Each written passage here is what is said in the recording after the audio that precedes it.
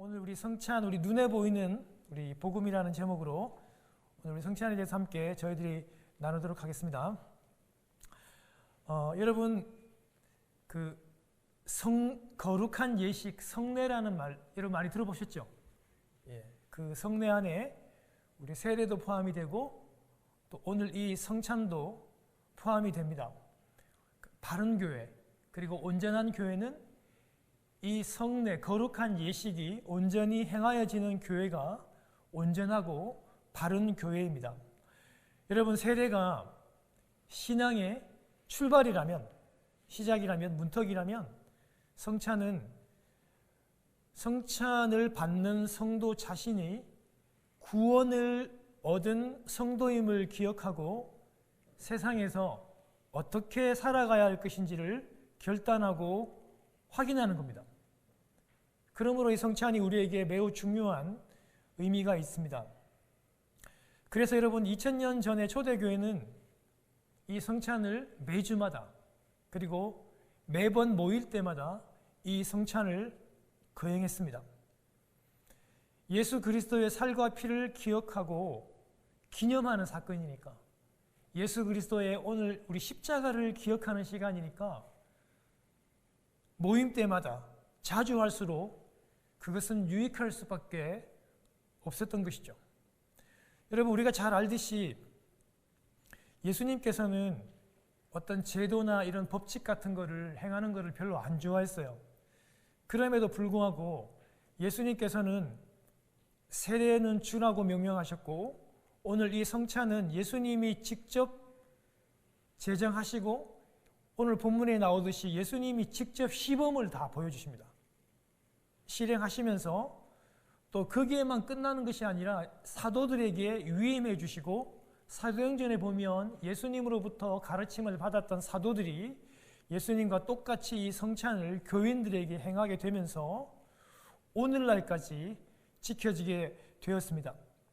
주님께서 그렇게 오늘 본문 가운데 말씀하시죠. 당신을 기념하되, 언제까지요?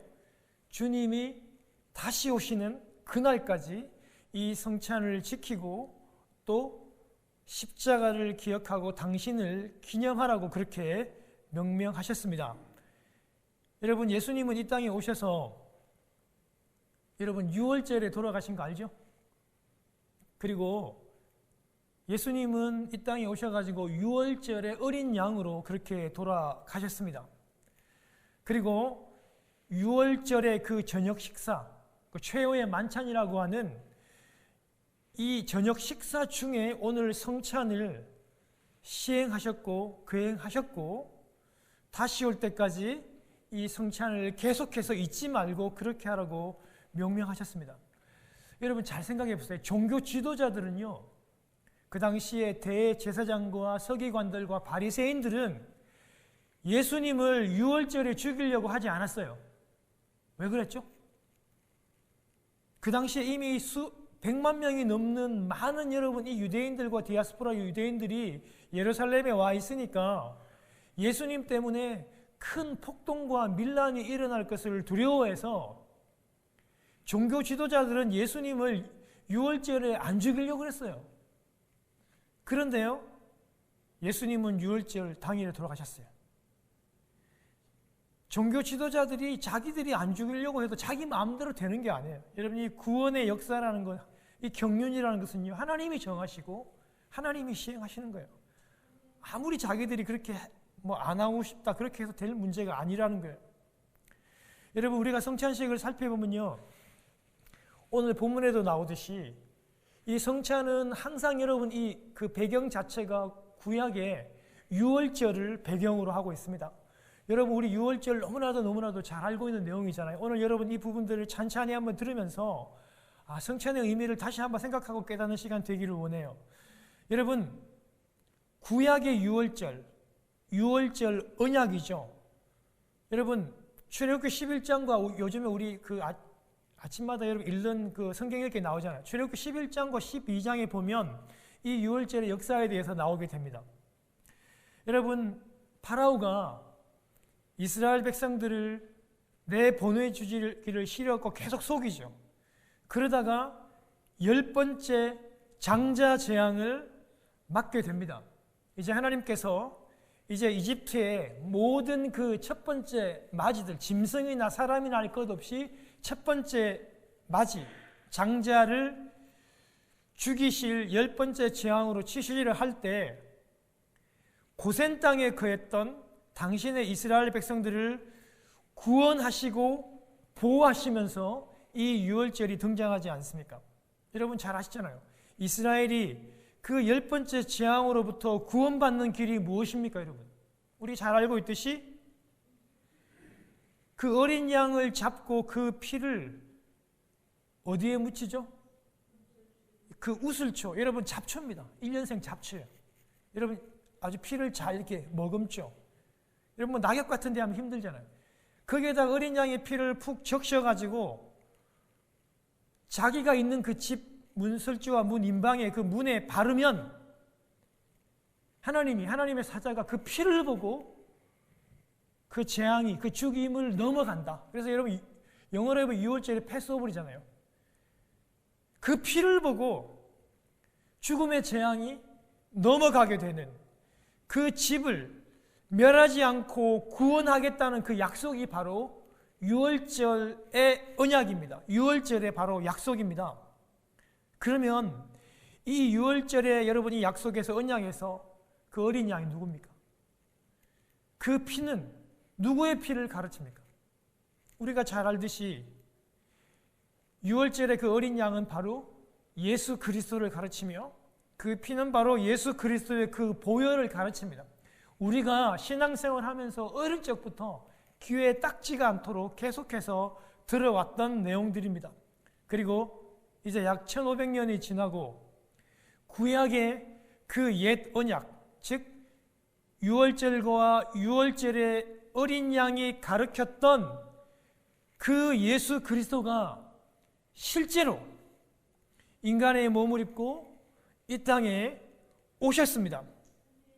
그 예수 그리스도는 이 땅에 오셔서 30년 동안 가족들과 함께 사셨고, 그리고 3년 동안의 공생애를 마치고 이제 내일이면 그 십자가를 지고 당신의 몸을 찢고 피를 흘려 구속의 사역을 이루시게 될 것입니다.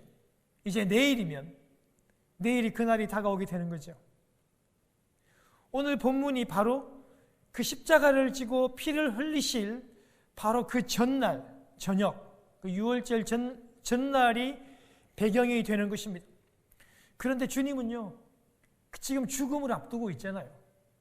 예수님이 하나님이시기 때문에 죽음이 전혀 두렵지 않을 수도 있지만 예수님은 우리와 똑같은 여러분 성정을 가진 사람입니다. 죽음 앞에서 두려워하지 할 여러분 사람은 없어요. 예수님이 지금 죽음을 바로 직전에 두고 있습니다. 두려움도 있고 경황도 없어요. 그리고 여러분 상황이 굉장히 분주합니다. 여러분 그 우리 요세푸스의 증언에 의하면 당시 6월절에는 많게는 100만 명이 넘는 여러분 이 순례객들이 온 여러분 예루살렘들을 가득 채우고 방도 구하기도 쉽지 않고 음식도 구하기도 굉장히 쉽지 않은 그런 경황이 없는 상황 가운데서도, 그 두려운 상황 가운데서도 당신의 제자들을 불러놓고 오늘 15절에 이렇게 얘기해요. 내가 고난받기 전에 너희와 함께 이 6월절 먹기를, 이 식사를 하기를 내가 그렇게 원하고 기다렸다. 내가 이 6월절 먹기를, 이 식사 먹기를 원했대요, 예수님이. 사랑하는 여러분, 그냥 단순히 배가 고프니까 한번 먹어보자, 배를 채우자, 이런 식의 말씀이 아닙니다. 늘 배고픔 가운데 있는 이 제자들의 배를 그냥 채워주시겠다, 그런 말이 아니라는 거예요. 그것보다 훨씬 더 큰 의미가 있습니다. 마지막으로 이제 예수님 당신이 이 땅을 떠나셔야 되는데 이 제자들이 예수님 당신을 너무 모르고 있기에 다시 한 번 더 제자들을 가르쳐 주시기를 원했습니다.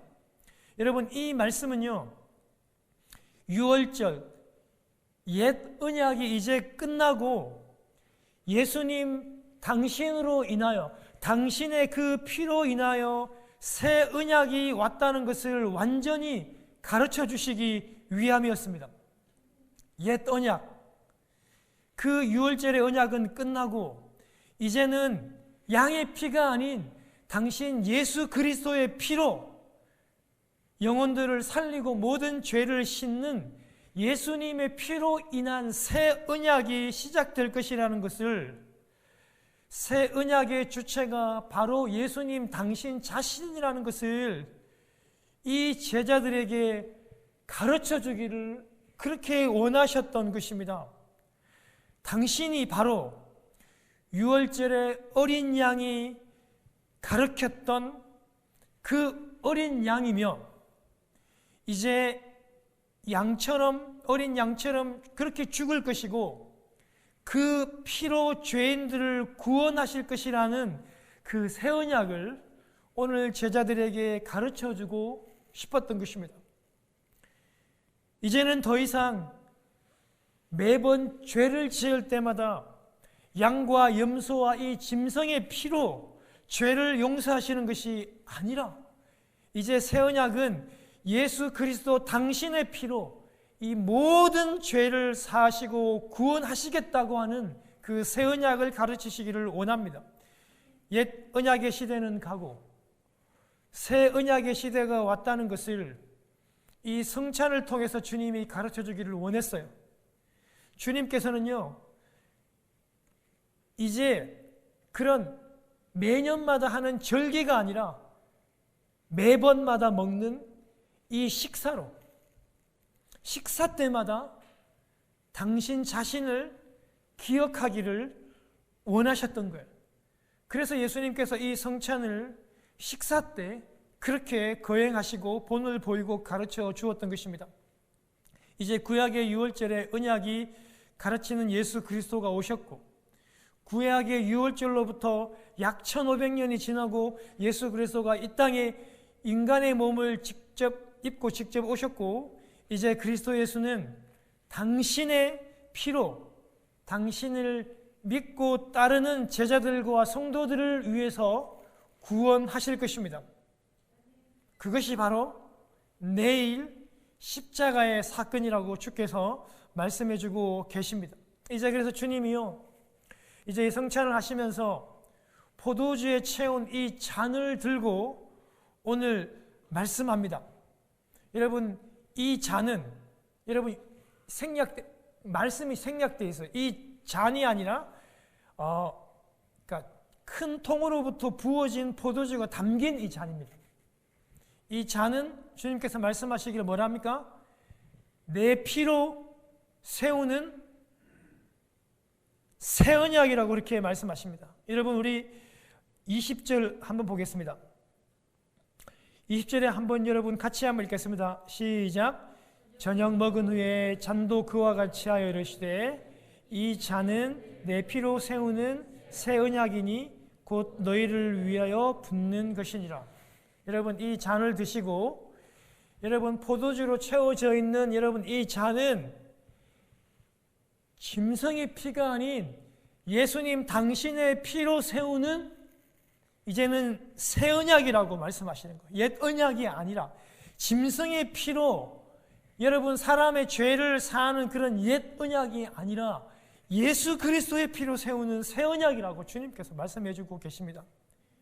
옛 언약은 어린 양 짐승의 피로 그 집안 안의 사람들을 살리고 넘어가고 구원하게 했다면, 이제 새 언약은 예수 그리스도의 피, 그 나의 피로 나를 믿고 따르는 모든 성도와 제자들을 구원하게 한다는 것입니다.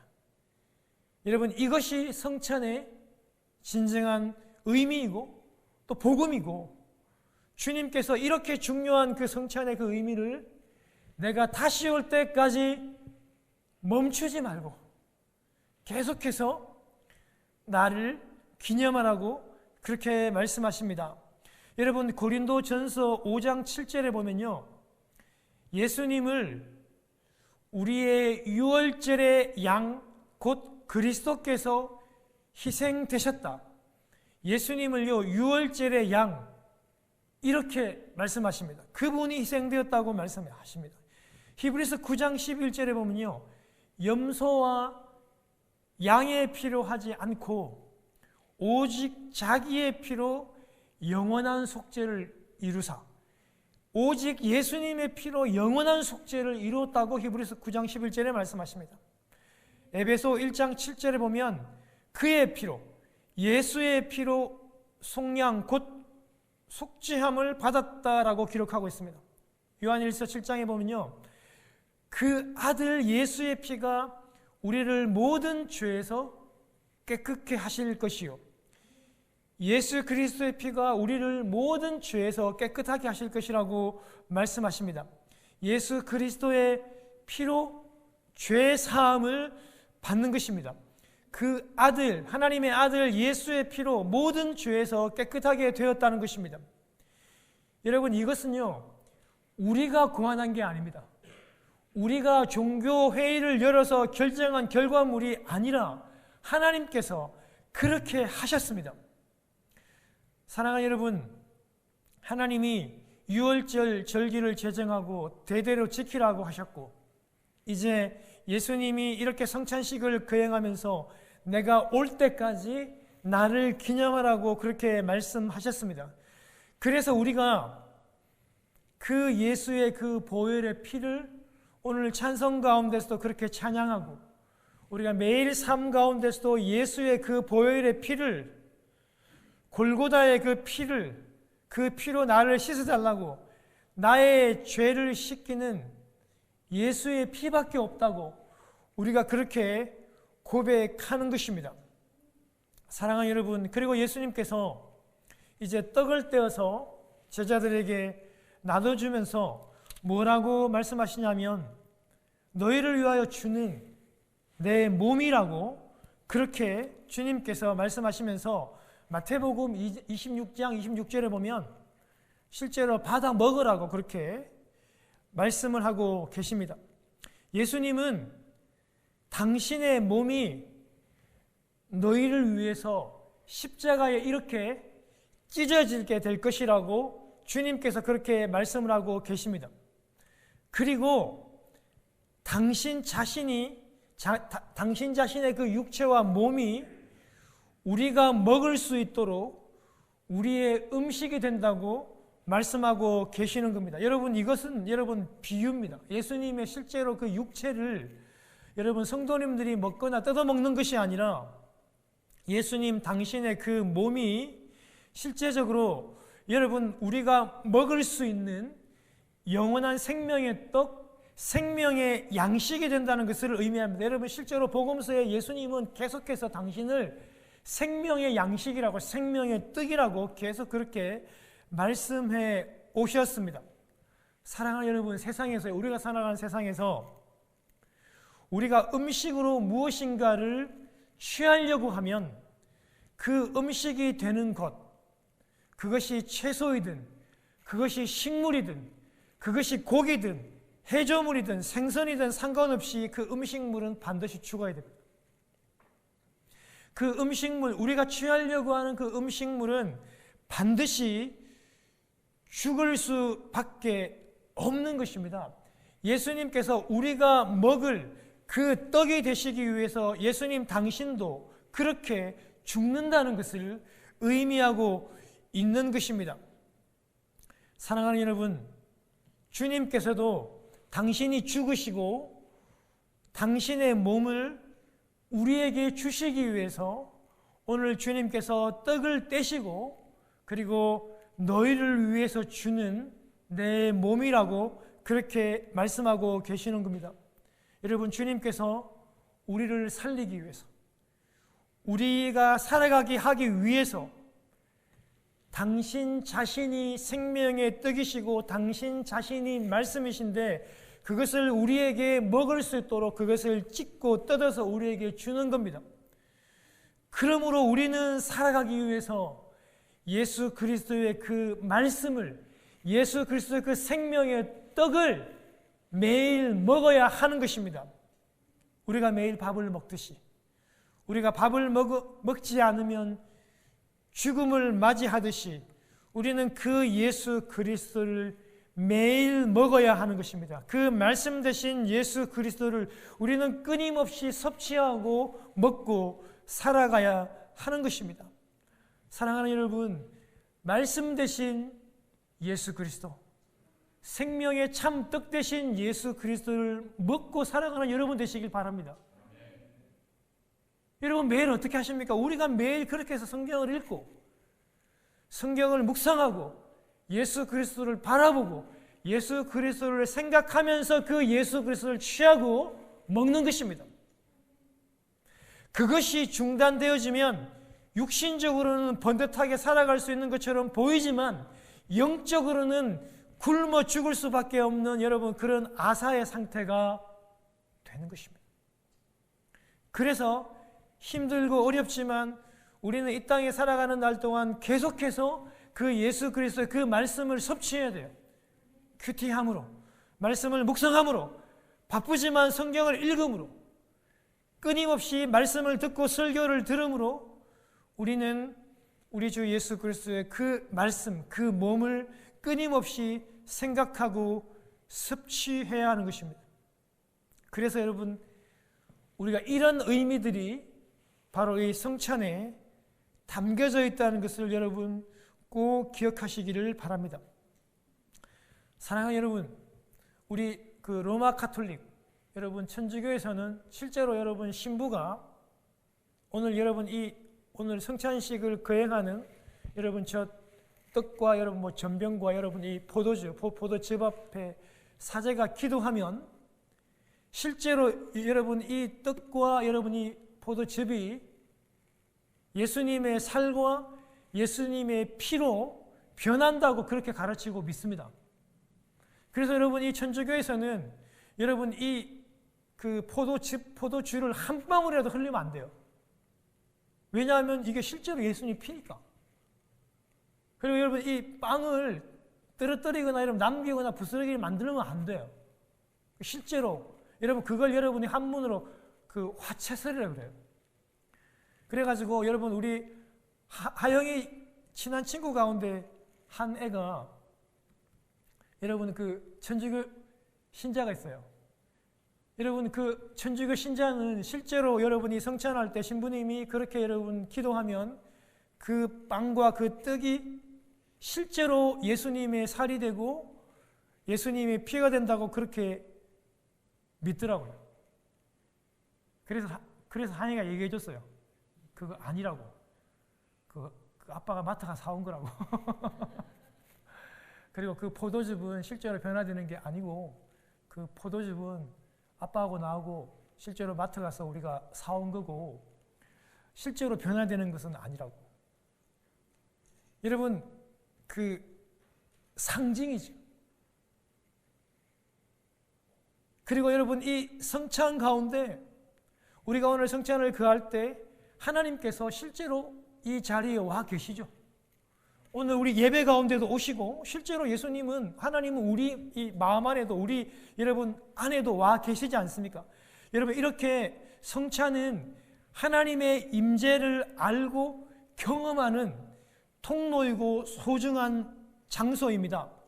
여러분 우리 그 누가복음 24장에 보면요. 우리 엠마오로 내려가는 예루살렘에서 여러분 그 예수님께서 그렇게 힘없이 붙잡히시고 매맞으시고 십자가에서 그렇게 죽는 것을 보고 예수님의 제자 가운데 두 사람이 너무 낙심해가지고 엠마오로 그렇게 힘없이 내려가는 여러분 그 장면, 그 이야기 아시죠? 여러분 그걸 우리 그 찬양을 통해서도 이렇게 많이 나왔지 않습니까? 근데 여러분 예수님이 실제로 부활하신 예수님이 그 힘없이 엠마오로 내려가는 그 두 제자에게 나타나시죠, 그죠? 나타나셔가지고 예수님이 어떻게 하십니까? 그 두 제자에게 예수님께서 말씀을 풀어가지고 가르쳐줘요. 그런데 이 두 제자가 분명히 예수님을 그 살아생전에서 함께 봤어요. 설교하는 모습도 봤고 제자 훈련하는 예수님의 모습을 봤는데 부활하신 그 예수 그리스도를 알아보지를 못해요. 그런데 예수님께서 그들에게 질문하시고 예수님 그들에게 말씀까지 증거하시니까 그 말씀 때문에 이 제자들의 마음이 엄청 뜨거워져요. 그러다가 여러분 잠시 그들이 쉴 수 있는, 그리고 잠을 청할 수 있는 여관으로 들어갑니다. 그런데 숙소로 들어갔을 때 저녁 식사를 하면서, 그 세 사람이 여러분 저녁 식사를 하면서 말씀을 전하던 그분, 분명히 제자들이 예수님임을 알아보지 못하는 그분이 저녁 식사를 하면서 떡을 가지고 축복 기도하시고 그 떡을 떼어 주시면서 성찬을 하시면서 그들에게 음식을 나누어 줄 그때 그 제자들이 예수님이라는 사실들을 알아봤어요. 그때 이미 예수님은 또 사라지셨죠. 여러분, 이렇게 주님이 성찬을 하실 때 떡을 떼고 잔을 나누시고 여러분 축복하시고 떼어주고 나누어 줄 그때 하나님의 예수 그리스도의 임재를 경험하는, 성찬을 할 때 여러분 예수 그리스도의 임재를 느끼고 알아볼 수 있는 놀라운 능력이 여러분 이 성찬 가운데 있으시면 여러분 기억하시길 바랍니다. 사랑하는 여러분, 그래서 우리 마음에도 계시고 우리 예배 가운데도 오시고 말씀을 전가하실 때도 예수님이 함께 하시지만 특별히 이 성찬을 행할 이때 우리 주 예수 그리스도가 이 가운데 임재하심을 여러분 기억하시길 바랍니다. 여러분, 그래서 이 성찬은 임재의 통로임을 다시 한번 더 기억하시면서 우리가 오늘 떡을 받고 잔을 받으면서 우리 예수님처럼 감사하면서 예수님의 그 살과 피를 기억하시면서 당신이 친히 이 자리에 와 계신다는 그 임재를 또한 간절히 경험하고 기도하는 그런 시간들이 되시기를 바랍니다. 사랑하는 성도 여러분, 오늘 설교를 마치고 오늘 바로 우리가 이 성찬을 하게 될 것입니다. 여러분, 이 코비드라고 하는 여러분 이런 상황들이 성찬의 어떤 그런 방식과 패턴을 많이 바꾸기도 했습니다. 여러분, 저희들이 오늘 하는 여러분 성찬도 떡과 잔을 동시에 주고받는 여러분 그런 순서를 가집니다. 예전에는 상상할 수차 없었던 난리가 났었겠죠. 한국식 상황이면 어디 감히, 여러분 난리 납니다. 여러분 온라인 시대 때, 여러분 이 코비드 시대 때 여러분 지금 신학자들과 여러분 교회 가운데 어떤 게 여러분 지금 첨예하고 여러분 논쟁을 벌이고 있는가 뭐냐면 여러분 줌으로 여러분 성찬하는 이 부분에 대해서 여러분 찬반 논쟁이 아주 팽팽합니다. 줌으로 예배하는 것이 그렇듯이 여러분 제가 드리고 싶은 말이 뭐냐면 그 방법 자체에 여러분 너무 연연하지 마시고 여러분 가장 중요한 것은 우리가 예수 그리스도의 살과 그 피를 기억하고 기념하는 것이 본질이라는 것을, 그 방법 자체가 그렇게 여러분 중요하지 않다는 것을, 물론 여러분 방법이 여러분 형식이 중요하지 않다는 게 아니라 가장 중요한 핵심은 우리가 다시 한 번 더 이 성찬을 통해서 내가 구원받았음을 다시 한 번 기억하고 감사하는, 감격하는, 다시 한 번 더 내가 이 하나님의 백성으로 내가 바로 살아가겠다고 다짐하는 이런 시간이 되어야 한다는 것을 다시 한 번 더 여러분들에게 말씀드리고 싶습니다. 우리 시간 다 함께 우리 성찬을 우리 거행하도록 하겠습니다.